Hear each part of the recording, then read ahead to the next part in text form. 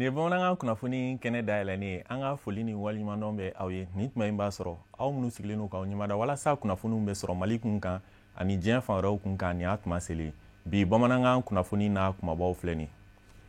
Mali alisilamɛya dɛmɛtɔ Ansaru y'u ka san 2020 ɲɔgɔn kunbɛ fɔlɔ kɛ ka bɛn ni kunɲɔgɔn tɛmɛnen mun senfɛ section 46 bɛ ɲɔgɔn sɔrɔ a kɛnɛ kan a ɲɛmaa tun bɛ Moro Jalo de bolo.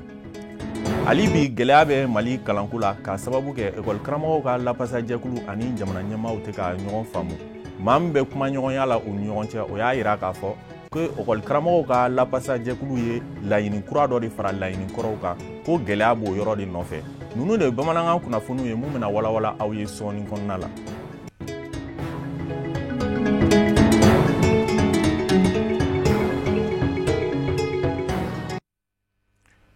Aw dangana Mali alisilamɛya dɛmɛtɔ Ansaru y'u ka san 2020 ɲɔgɔn kunbɛ ta k'o fɔlɔ kɛ ka bɛn kunɲɔgɔn tɛmɛnen ma Bangoni Janginɛbugu la sigida fɔlɔ la mun kɛnɛ kan section 46 bɛɛ ye ɲɔgɔn sɔrɔ a kɛnɛ ɲɛmaaya tun bɛ Moro Jalo de bolo. Lutu Siribe ka sɔrɔlen don kumakan bɛ lase Kafunɛ Bacili fɛ. Lada do Mali jamana alisilamɛya dɛmɛtɔ Ansaru bolo kalo saba o kalo saba u bi jɛ ka ɲɔgɔn sɔrɔ sigi la convention nationale sigi a bɛ kɛ sababu ɲuman ye Mali jamana alisilamɛya dɛmɛtɔ Ansaru bolo ka jateminɛ kɛ ani ka bɛn musaka sarata dɔ kan musaka minnu ni olu ma jalatigɛ n'u k'a ma cotisation non budgétisée. Convention ni Ansar statuta convention ye Ansar ka lajɛrɛbaw a fɔ instance centrale lajɛrɛbaw congrès b'o la ale bɛ kɛ san 5 o san 5 conférence nationale b'o la ale bɛ kɛ san o san siɲɛ kelen convention nationale b'o la olu bɛ kɛ kalo saba o kalo saba an filɛ o de kɛnɛ kan bi n'i ye convention nationale ta ale n'i fɛ ka ale kibaruya bɛɛ lajɛlen sɔrɔ i bɛ don an ka règlement intérieur chapitre 3 article 58 59 et 60 o b'a bɛɛ fiyɛ ka ban n'i ye article 58 ta o b'a jira la mɔgɔ jumɛnw de kan ka sigi convention nationale kɛnɛ kan a f'i ye bureau national mɔgɔ 21 contrôle national maa 5 wudu maa 2 ani section a jasira cogo o cogo section bɛɛ kelen kelenna maa 2 donc à peu près n'i ye jateminɛ n'an bɛɛ nana convention bi bɛn à peu près maa 100 a n'a kunkanfɛn ma. Nin bɛ kalo saba lajɛrɛ in sigi ko fɔlɔ de ko fɔ san 2000 ani san 20 kɔnɔ min senfɛ alisilamɛya dɛmɛtɔ Ansaru masalara dakun camanw kan minnu bɛ tali kɛ tɔn ka ɲɛtaa siraw kan diɲɛ fantan 4 bɛɛ lajɛlen kɔnɔ. Voilà, alhamdulillah. I y'a fɔ cogo min na convention fɔlɔfɔlɔ ni Malilu kɔfɛ 2020 kɔnɔla la an nana an ye wasa caman sɔrɔ parce que baaraba minnu kɛra 2019 kɔnɔ olu caman contrat ne kan ye 2020 baara kura minnu bolo dara olu caman ɲɛfɔ an ɲɛna o la bureau national ka baaraw la ka taa se baara wɛrɛ minnu bolo dara tiɲɛ yɛrɛ la ɲɛtaa bɛ baara la an ye wasa sɔrɔ an ye faamu caman sɔrɔ réunion kɔnɔla la. Ka da sigi nafa yɛrɛ kan Mali jamana alisilamɛya dɛmɛtɔ Ansaru ka bureau national section 46 a bɛɛ lajɛlen wele in jaabi kɛnɛ kɔnɔ walasa kana jɛ ɲɔgɔn fɛ ka bɛnkan dɔw ta ka labana k'u ka wasaw jira ka sanga ni baara bolodalenw timɛ ko ye. Parce que sankura baara daminɛ to do bon an ye fɛn minnu baara kura minnu fana daminɛ ni y'a kɔnɔ vraiment a bɛ ɲɛtaga ko fɔ kosɛbɛ a bɛ ɲɛtaga ko fɔ kosɛbɛ ɲɛtaga bɛ ka kɔrɔ mais a bɛ ɲɛtaga ko fɔ kosɛbɛ parce que baara daminɛ to n'a daminɛ ni fɛn kura caman ye bon vraiment faamu min sɔrɔla la a nisɔndiya min b'an na an tɛ se ka fɔ ka se a dan na quoi. An ka nin convention in an nana na nisɔndiyaba de b'an na parce que an ka kalo saba sigi de don kalo saba sigi min ni fɛn fɛn y'an ka section délégué ninnu ye an bɛɛ bɛ ɲɔgɔn sɔrɔ yan nɔ an bɛ ɲɔgɔn ka kunnafoniw sɔrɔ baara bolodalen minnu b'an bolo fana ni o baara ninnu an kan ka taa kɛ ka taa kabini an ka section na ka jigin fo an ka comité kɔnɔ an b'a ye k'a fɔ ko vraiment an bɛ ɲɛbɔ ɲɔgɔn fɛ a baaraw kɛcogoya la ka fadenya ɲɔgɔn na a baaraw kɛcogoya la vraiment jama ba nana a baara in bɛ kan ka taa ɲɛ kosɛbɛ 2019 banni ka na 2020 daminɛ na o musajaba yɛrɛ de bɛ na. Bɛnkan minnu taara Mali alisilamɛya dɛmɛtɔ Ansaru fɛ convention nationale sigi kɛnɛ kɔnɔ ka fara tɔndenw yɛrɛ ka layidukanw timɛ ko ɲuman kan Mali alisilamɛya dɛmɛtɔ Ansaru ka bureau national ma ɲɛma a y'a jigiya k'a fɔ ko a ma siga bada wa k'a dalen b'a la laɲini minnu makɔnɔnen don san 2000 ani san 20 san kɔnɔ ka kɛɲɛ ni baara bolodalenw sabatiko ɲuman ye ko laɲiniw bɛɛ lajɛlen bi sɔrɔ. Alhamdulillah sigi kɔni a kɛra wasa ye kosɛbɛ mɔgɔw bɔra fan bɛɛ fɛ baara daminɛ in kɔni na an hakili sigilen don an jigi ka ɲi ka da la k'a fɔ 2020 ni Ala sɔnna an Sardine National du Mali a bɛna na kobaw caman kɛ ni Ala sɔnna. Mali alisilamɛya dɛmɛtɔn Ansaru ka sigiba Convention nationale sigi bi ta kuncɛ waati min laɲini camanw de kɛra tɔndenw fɛ minnu da jira la ɲɛmayaso la ka bɛn ni sankura jɔlen baara bolodacogo ye n'o bɛ san 2000 ani san 20 ko fɔ. Ali bi gɛlɛya bɛ Mali kalanko la ka sababu kɛ ekɔli karamɔgɔw ka lapasajɛkulu ani Mali ɲɛmaw tɛ ka bɛn ko la. Maa min bɛ kuma ɲɔgɔnya la u ni ɲɔgɔn cɛ o y'a yira k'a fɔ ekɔli karamɔgɔw ka lapasajɛkulu ye laɲini kura dɔ de kɛ mun tɛ laɲini kɔrɔlen ninnu ye ko ɲɔgɔn sama b'o o yɔrɔ de nɔfɛ. Amadu Jara ani Dramani Malika sɔrɔlen don. Ekɔliko gɛlɛya hakili la dogolen tɛ mɔgɔ si la Mali kɔnɔ bi. Salon ekɔliso ye grève kɛ a mɛnna sen na. Ala yɛrɛ faralan kan sinon san tɛmɛ gɛlɛya kosɛbɛ. Mais Ala y'a kɛ mai kalo la Dr Boubou Cissé kɛlen premier ministre ye a ye commission dɔw sigi.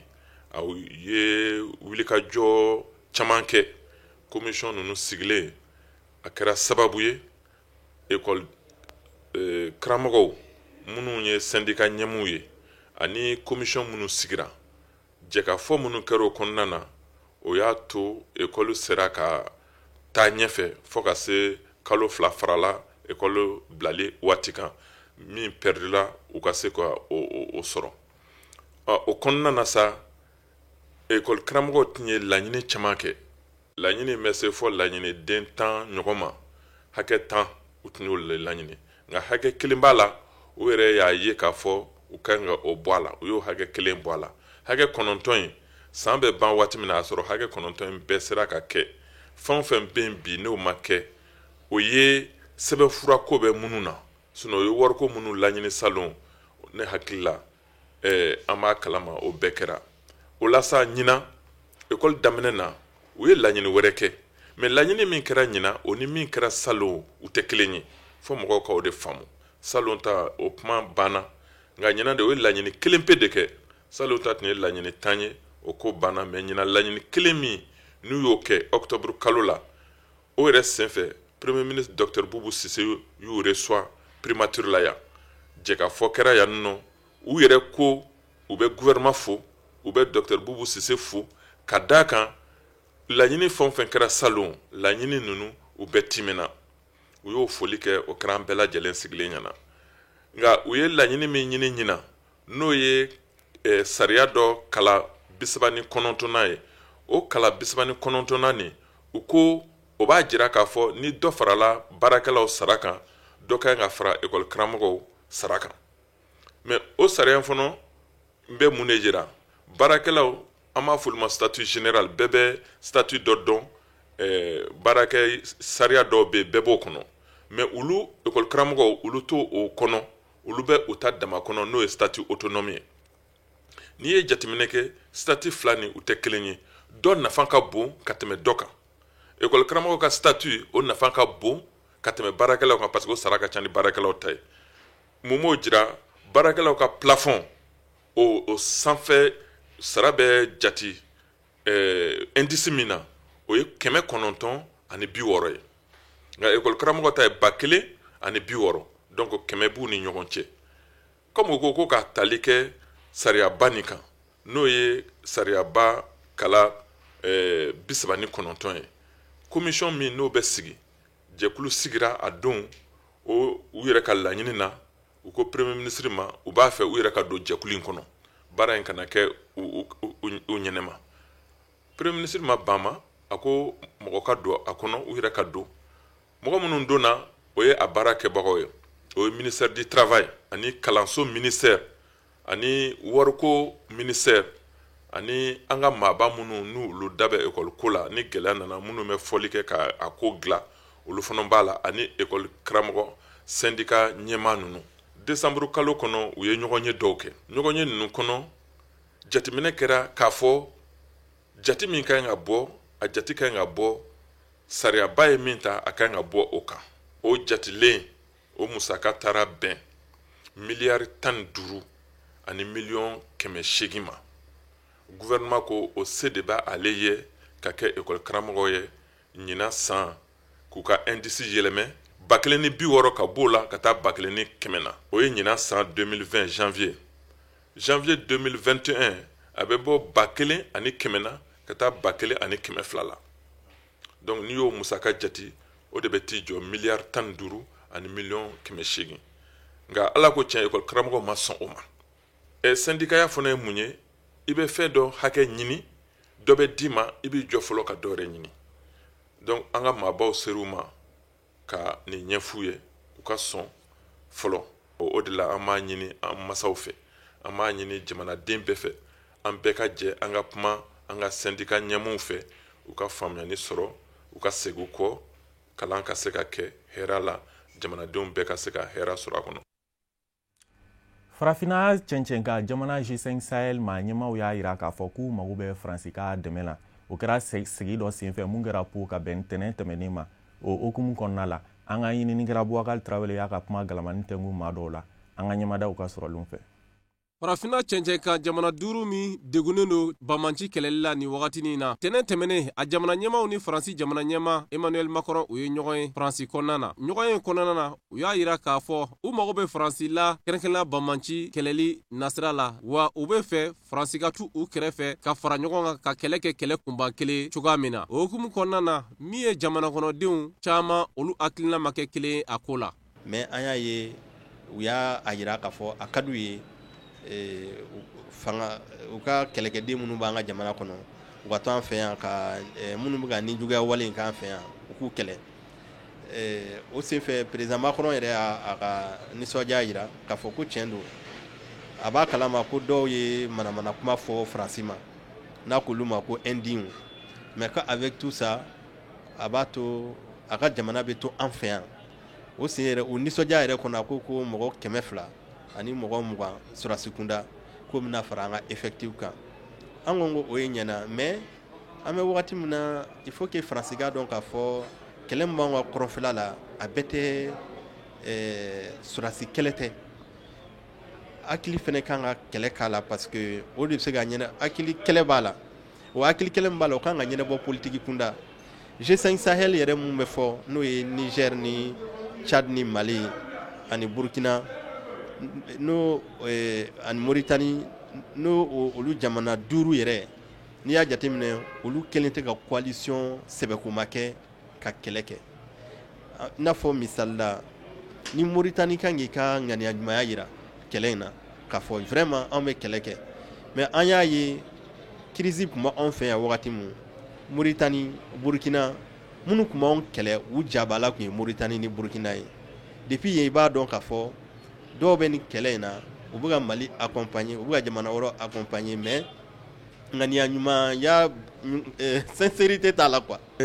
rencontre de Pau n'o kɛra o don lundi tɛmɛnen président Macron ani an ka farafin président cɛ vraiment a kunbɛn parce que a yɛrɛ k'a fɔ depuis a kɛlɛ daminɛna contre les djihadistes résultat kun tɛ ka sɔrɔ ka ɲa hali ni résultat sɔrɔ ka ɲa i b'a sɔrɔ fɛ banbaciw bɛ kɔlɔlɔ min don an ka mɔgɔw kun fɛn dɔɔni tɛ donc a rencontre y'a to président ninnu sera ka ɲɔgɔn faamuya ka ɲa et puis u tila tuguni ka dɛmɛ ou bien ka stratégie ta mun b'a to u bɛ se ka mɔgɔ ninnu kɛlɛ ka ɲa sinon an ka na ɲɔgɔn nɛgɛn dɛ terroriste ninnu u formelen don ka ɲa et puis u occupelen don ka ɲa donc an ka farafin an ka sarasu ninnu tiɲɛ na a ma nɔgɔ ma pour que u bɛ se ka mɔgɔ ninnu kɛlɛ dunan sirasu ninnu b'an fɛ yen olu bɛ an dɛmɛ kosɛbɛ a ko la an kɔni bɛɛ y'a ye yan nɔ 2013 ni dunan sirasi dɔ kun tɛ sa ma sɔrɔ a ma nɔgɔ Mali fan bɛɛ dɛ donc an nana ɲɔgɔn nɛgɛ dunan sirasi ninnu jɔyɔrɔba de b'u la bon maintenant an bɛ se ka mun fɔ a dunan sirasi ninnu u ka fɛɛrɛ tigɛ u n'an ka sirasiw pour que au moins kɛlɛ bɛ se ka kɛ ka ɲa parce que a yira k'a fɔ waati dɔw la olu bɛ taa kɛlɛ k'u ka côté la an ka mɔgɔw fana bɛ kɛlɛ k'u ka côté la donc u tɛ ɲɔgɔn sɔrɔ maintenant a yira k'a fɔ ko rencontre de point u ye ɲɔgɔn ye min kɛ po o don Faransi u yira k'a fɔ k'u bɛna essayer ka état major kelen sigi c'est à dire que u bɛɛ bɛ jɛ ka commandement bureau ka kɛ bureau yɔrɔ kelen na pour que kɛlɛ bɛ se ka kɛ ka ɲa cogo min na. an bɛ min kɔnɔ o ye peuple an ka jamanadenw bɛ ka bɔ ka min fɔ Faransi ye ani Faransi finitigiw ye an ka ɲɛmaaw ka taa o kuma lase maa m'o ye dɛ an ye min ye Macron kumakan y'o de mais sinon an m'an ta yɛrɛ mɛn parce que olu ka déclaration commune min kɛra o déclaration min b'a kɔnɔ tiɲɛ yɛrɛ la population caman bɛ mɔgɔ caman bɛ population kɔnɔ o t'u yɛrɛ dɔn o kɔnɔ i n'a fɔ Burkina taw ni Mali taw ni Niger taw o t'u yɛrɛ dɔn a kɔnɔ dɛ parce que min fɔra ko ni France yɛrɛ tɛ k'a tɛ ɲɛnabɔ donc o Faransi kana maa wɛrɛ ka fara kan tuguni ko Amérique fana k'a sen da ko la ma yɛrɛ ɲininka o tuma na sa an ka ɲɛmaa ninnu ɲinana Libi ko wa min kɛra Libi o tuma an ɲinana o kɔ jamanadenw minnu bɛ bɔ olu tɛ bɔ ko Faransi man d'u ye o tɛ bɔ ko Faransi jama man d'u ye o tɛ bɔ ko armée française man d'u ye mais u bɛ bɔ de ko Faransi kan ka fɛn dɔ de kɛ Faransi m'o kɛ moyen mun b'u bolo mina minnu b'u bolo Faransi kan ka sen ka jihadiste ninnu ka kunnafoni di an ka mɔgɔw ma sanni u ka s'u ma an y'a ye Niger maa 160 o de sara ka sɔrɔ a tɛ kalo kelen bɔ parce que fin décembre ani début janvier n'i y'a fara ɲɔgɔn kan a tɛ tɛmɛ kalo kelen kan mais maa 160 de sara 71 o kɛra décembre fin décembre la 89 o kɛra début janvier la donc mun de kama ninnu bɛɛ bɛ se ka kɛ Faransi bi yan u ka minɛnw bi yan u ka finitigiw bi yan renseignement sugu b'u bolo minɛn b'u bolo ma se k'u ye an bɛ dugawu de kɛ ko hali bi Ala ka lafiya bɔ dadi jamana kɔnɔdenw ma min b'a to bɛɛ lajɛlen bɛ se ka sigi kɛ hɛrɛ la Kafunɛ Bacili bɛ diɲɛ fan wɛrɛ kibaruyaw lase an ma.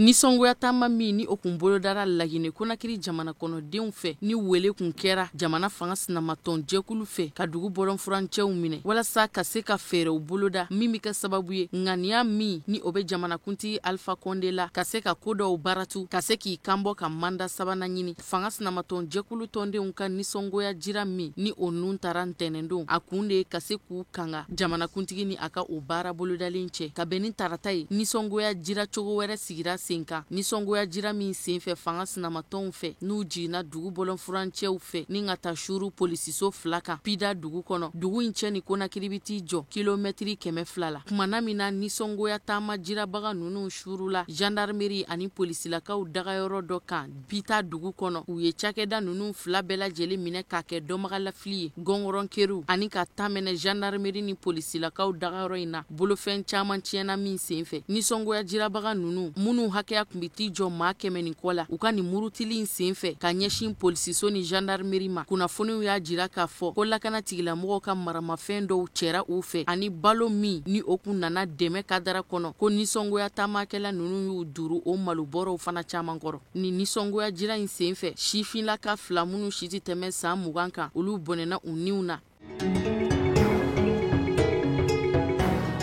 mɔgɔ 34 olu de bɔnɛna u niw na Ghana jamana kɔnɔ ka bɛn ni tarata ye k'a sababu kɛ sirabakan kasara ye min sababu bɔra kari 2 la n'olu ye ɲɔgɔn kunbɛn ni kojugu kɛra bolimafɛn kari 2 ninnu ka ɲɔgɔn kunbɛn senfɛ kasara bonyana kosɛbɛ maa 34 bɔnɛnen kɔfɛ a nin na mɔgɔ caman wɛrɛ olu jogina minnu cɛra daridari la k'u kunda n'u ye lopitaniso kan kasara in bi kɛ waati min na coyi ani maa 29 nin ka bin a si ma kɔrɔya si ye maa 5 salen tɔw olu nin binna kuto furakɛli senfɛ dɔgɔtɔrɔso la seereyaw y'a jira ka bɔ polisilakaw ani pɔnpiyew yɔrɔ ko sirabakan kasara in kɛra ka bɛn tarata sɔgɔmada joona de ma Donpoazi dugu kɔnɔ o ni Ghana duguba Akara cɛ bi t'i jɔ kilomɛtiri 200 la maa 34 minnu ni olu bɔnɛna u niw na ka sababu kɛ sirabakan kasara in ye ni kari 2 de ye ɲɔgɔn kunbɛn o maa fatulen ninnu cɛma cɛlamɔgɔ 20 muso 11 ka fara denmisɛnnin cinin 3 kan denmisɛnnilaka minnu si tɛ tɛmɛ san 1 kan olu de niw binna sirabakan kasara in senfɛ a bɛ taa se fo maa 40 na minnu joginen don kosɛbɛ n'olu bɛ furakɛli senfɛ dɔgɔtɔrɔso la sirabakan kasara hakɛya min kɛra siraba kelen kan san tɛmɛnen na n'o jatera k'o dan o bɛ taa se fo sirabakan kasara 14 ma minnu senfɛ maa 200 ni maa 284 olu bɔnɛna u niw na ka maa 14 ani 397 jogi kun min yɛrɛ bɛ sirabakan kasara in sababuya o bɛ tali kɛ siraba in kan barisabu ka da kan sira in tɛ ɲuman ye tuguni kuma dɔw la yelen yɛrɛ ti mɛn'a kan kuma tɛ sirabakan kana tamasiyɛnw ma n'u ko a ma ko feu de signalisation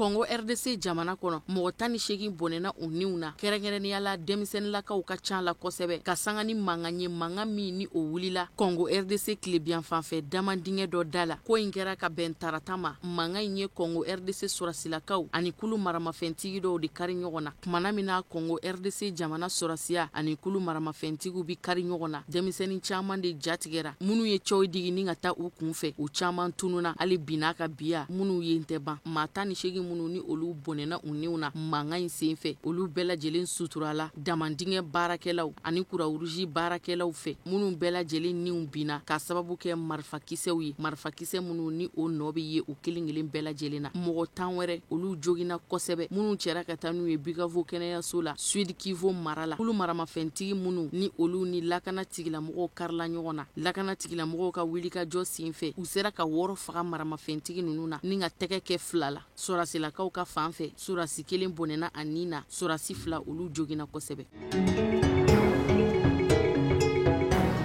Kalo 5 fanga seginen kɔfɛ jamana kɔnɔdenw ma ni gouvernement civil sigilen Sudan jamana kɔnɔ mugujugu dayɛlɛnna ka ɲɛsin lakana tigilamɔgɔw dagayɔrɔ 2 ma Khartoum kɔnɔ o kɛra sababu ye ni ka hami ni jɔrɔ ni sira ni kamanagan don dugudenw dusukun na ka bɛn ni arabadon janvier kalo tile 14 wulakile jan ye kunnafoni min bɔra jamana ɲɛmayaso yɔrɔ mugujugu min dayɛlɛnna ka ɲɛsin lakana tigilamɔgɔw dagayɔrɔ 2 ma Khartoum n'a kɛra maramafɛntigi dɔw fɛ a kɛra sababu ye maa 5 olu jogina kosɛbɛ kunnafoni y'a jira k'a fɔ mugujugu dayɛlɛ in kɛra ka sanga ni nisɔngoya jiraw de nisɔngoya jira taama min senfɛ ni dugu bɔlɔn furancɛ minɛna k'a fa ka dugu sirabaw bɛɛ lajɛlen tigɛ hali pankurun jigiyɔrɔ u bɛɛ lajɛlen kun karangafɛda sɔgɔlen don walasa ka se ka kɛ basigi karamɔgɔ ye lakana tigilamɔgɔw wulila k'u cɛsiri ni ka wulikajɔ baara dɔw kɛ dugudenw bi se ka lakana cogo min ka hakilisigi don jamana ɲɛmayaso y'a jira k'a fɔ ko ni mugujugu dayɛlɛ min kɛlen filɛ nin k'a kɛlen bi sɔrɔ lakana tigilamɔgɔ dɔw yɛrɛ de fɛ barisabu ka da kan tɔrɔmɔɲɔ min ni a kun fɔra k'o bi jɔ sɔrasilaka ninnu ye sɛngɛlafiɲɛ bɔ kuma ni u ma jɛ ni o kɔrɔfɔ ye nka hali bi n'a ka biya ni kuma ɲɔgɔnyaw bi sen na walasa bɛnkan ka sɔrɔ ko ni waleya bi sɔn ka kɛ o sɔrasilaka ninnu de ka baara kelen ye wa siga kelen don service de renseignement ma ɲɛmaakɔrɔ sala gauche de la ale min ni jamana ɲɛmaakɔrɔ min ni a ka fanga dafirila Umar El Beshir o jɛɲɔgɔn don k'ale de kɛlen be sɔrɔ ka ni muruteli in lɔgɔberegew surugu ta kɔrɔ minisiri ɲɛma Abdallah Handong ye hakilisigi di jamana kɔnɔdenw ma ko bɛɛ lajɛlen ka kɛ basigi karamɔgɔ ye k'u ka danaya ta k'a da Sudan sɔrasiya kan bawo ko lakana fɛɛrɛ caman bolodalen don u fɛ.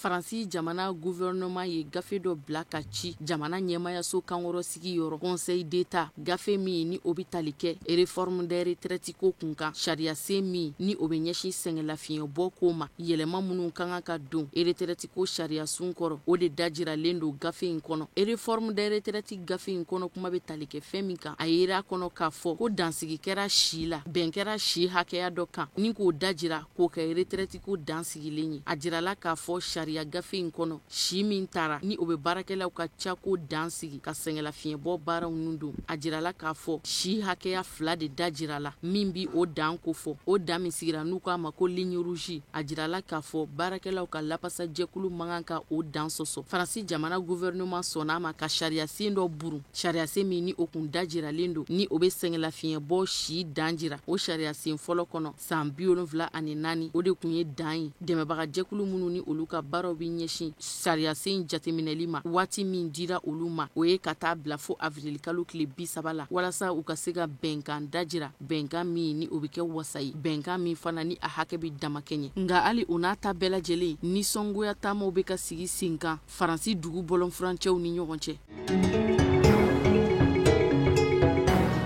États-Unis jamana ani Chine jamana y'i tɛgɛnɔ bila bɛnkan sɛbɛn dɔ la bɛnkan sɛbɛn min ni a bɛna tali kɛ baara bolodalen dɔ dangɛnɛmayali kun fɔlɔ kan ka ɲɛsin jagoko kɔrɔ donni ma jamana 2 ninnu ni ɲɔgɔn cɛ tɛgɛnɔ bila bɛna kɛ bɛnkan sɛbɛn min na Chine jamana ani États-Unis jamana fɛ a gafe kɔnɔ kuma tɔ bɛna na ɲɛfɔ États-Unis jamana ɲɛma dagayɔrɔ la Washington ye min ni Chine jamana ka cidenw ye taama kɛ ka taa Washington bɛnkan sɛbɛn tɛgɛnɔ bilali kadara kɔnɔ bɛnkan in dangɛnɛmayali a bɛ kɛ kuntagala surun kɔnɔ ka kɔn bɛnkan sɛbɛn tɛgɛ nɔ bilali ɲɛ kɔrɔfɔ dɔw da jira la Ameriki jamana ani Chine jamana ni ɲɔgɔn cɛ walasa ka se ka bɛn ko caman kan. Bɛnkan sɛbɛn baara bolodalen kun fɔlɔ mana tɛgɛ nɔ bila waati min Ameriki jamana gouvernement bina bɔ ka kunnafoni di bɛnkan sɛbɛn gafe kun kan walasa kunnafoni dilaw bɛ se ka kunnafoni tɔw bɛɛ lajɛlen lasɔrɔ cogo min. An b'aw ladɔnniya k'a fɔ a bɛ san 2 bɔ jagoko falen bina kun kan ɲɔgɔn sama caman o bɛ Chine jamana ani États-Unis jamana ni ɲɔgɔn cɛ i n'a fɔ komi ɲɔgɔn faamuya baliyaw ka sababu kɛ douane ko taxikow ye kabini ni janvier kalo la san 2018 o sariya min sigira Ameriki jamana fɛ ka ɲɛsin Chine jamana ma o sariya timɛli dabɔra panneau solaires la ani finiko manchiniw barisabu ka da kan Chine jamana de ye jamana fɔlɔ ye jamana min n'u ka baaraw bi ɲɛsin panneau solaires dilanni ani finiko manchiniw dilanni ma k'u doni ka taa États-Unis jamana kɔnɔ.